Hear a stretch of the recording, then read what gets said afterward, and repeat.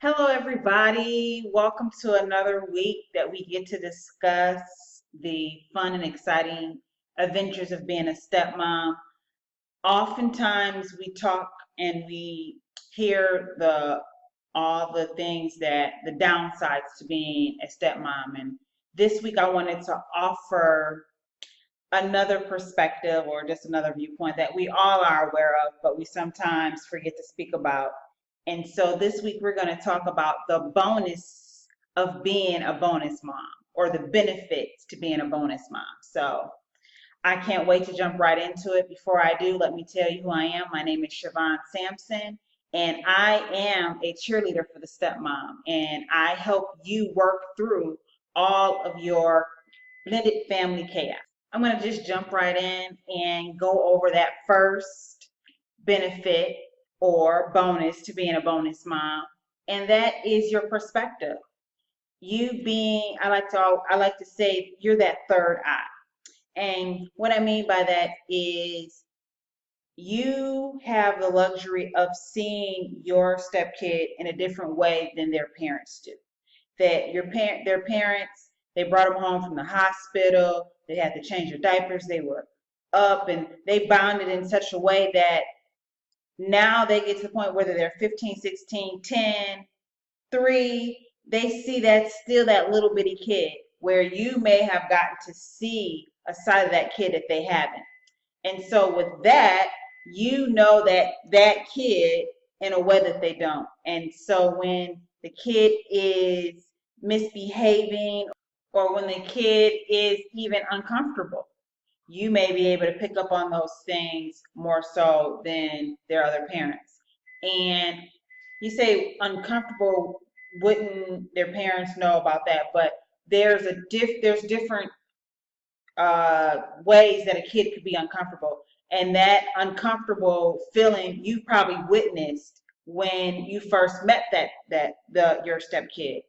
And so you would remember such things that you knew how it was when you guys first start, being at home alone together and different things that the behaviors that they may have around you at that time than what they had around their parents. So these are different things that you get to pick up on. And I will give you an example. And in this case, I'll tell you about my own son and how my husband was able to see things in my own son that I was not able because I had that, oh, my little baby, oh, my little baby would never do that. And until my husband brought it to my attention, and then later I was able to see myself. So my son was watching my husband's niece and nephew, and he was quite the disciplinary, not in the way that he was, being mean to them or anything, but he was really, really structured with them to say, okay, I'm going to give you 15 minutes to watch television, and then you have to go take your bath, or no, you're not going to get anything anymore to drink until you finish your food there, and you're gonna whatever. These are things that my husband was telling me that when he witnessed while my son was babysitting his niece and nephew. And that's not even a bad thing, but to me, I'm like, my son, my little baby, like he can't grow up this quick. He can't be, in my mind, I'm like, oh my goodness, like what's going on? But again, that was something that he was able to see that I did not know about. And so again, we as parents, we formulate in our own mind for whatever reason the way we see our kids. And the bonus of having step parents, my husband in this case, or you in this case, the bonus in this is you get to see a side of your stepkids that their parents may not see, and that helps in the long run. So we're going to move right along to the bonus number 2. Number 2 is we all have something to offer. And so as a step parent, as a bonus mom, you have things that the other parents may or may not have. And so in addition to number 1, your perspective, it's what you have to offer. And so I'll give you an example is something that I had to offer my family was my cooking skills. And I'm not saying that their dad can't cook or their mom can't cook, but uh, when my family got together, I had some older kids and some elementary school kids. And so everybody was used to running around and going all different directions. And on some Sundays, they were used to going to my mother-in-law's house, and that's when they would actually eat dinner as a family. Well, that, in my mind, that's not how things work. And so for me, we sat down as a family to eat. You know everybody's schedule, you pick a time, maybe one person is missing today, maybe, there's at least a few times a week where they're all home at the same time, all my kids are there, we can sit around, we can have dinner. That's what I was used to, that's the way I was brought up. And so that's something that I was able to offer my family that they may not have been used to, but over time, it was something that they came to appreciate. So number 2 is what you have to offer your blended family.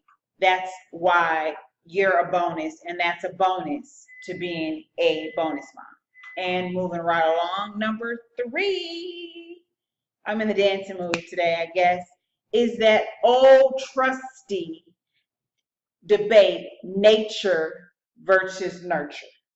And so in this is there are certain things that your stepkids, and my phone's going crazy, sorry about that. Certain things that your stepkids are getting that they naturally got through genetics. And there's nothing you can do about that, but there are things that you can do to nurture that so that, it either comes out hopefully for the best.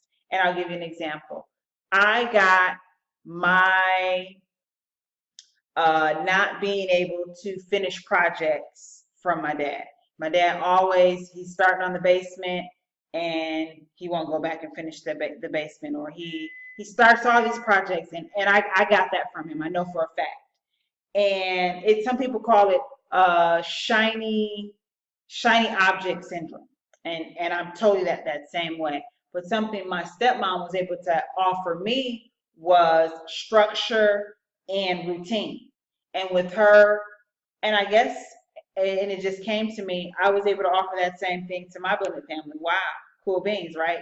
But moving right along. Number 3, let's see, I'm chasing those shiny objects again. Number 3 is, that nature versus nurture. And so her nurturing in that way and giving me that structure and then that routine. And you're saying, oh, is structure and routine really nurturing? And yes, it is, because when you're trying to show kids routine or when you're trying to provide structure, you have to be on them. You have to take them step by step. You have to give you those cues. You have to give those reminders and things of that nature. And that interaction is very nurturing. And so by her offering me that, over time, I'm able to finish more projects than I normally would be able to. So okay. And so bonus number 4 for being a bonus mom is the fact of the matter is, and I'm going to just give you so you might need some tea for this one, but I'm going to give you some real talk with this one. A bonus to being a bonus mom is, put quite simply, sometimes there is joy in knowing that you had absolutely, positively nothing to do with the outcome of how or what it is your stepkid is going through. And I'll give you an example. The fact that they are allergic to peanut butter, guess what?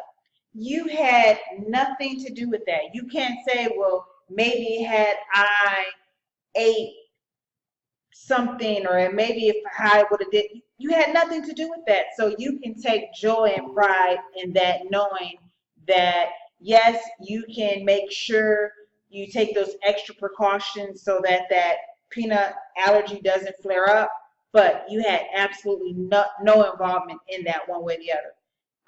One might say that, you can't control someone's allergy or whatever. It just happens. It's just how we make up. But guess what? You didn't even have anything to do with inputting in the gene pool. So guess what? No skin off our back. We just love them and be the best bonus mom we can possibly be. So that's all I have. Let me recap for you. The bonus to being a bonus mom. Number one is your perspective.